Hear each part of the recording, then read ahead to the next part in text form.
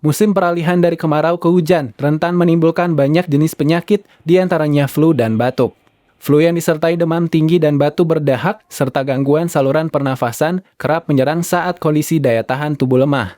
Menanggapi hal ini, Rumah Sakit Idaman Kota Banjarbaru mengingatkan masyarakat agar batuk dan flu yang tak kunjung sembuh untuk tidak dibiarkan.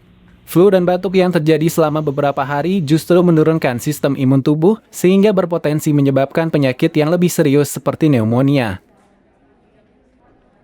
Itu dilakukannya vaksinasi pertama, kedua perawatan medis yang cepat dan sangat penting untuk mengurangi resiko kematian seperti itu.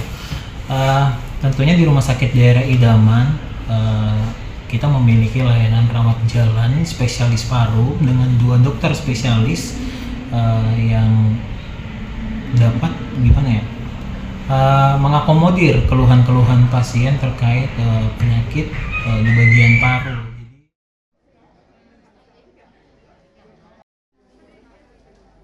Untuk mencegah penyakit yang lebih serius tersebut, masyarakat yang punya keluhan berupa batuk berdahak yang tak kunjung sembuh agar dapat melakukan cek kesehatan di fasilitas kesehatan terdekat seperti puskesmas dan klinik.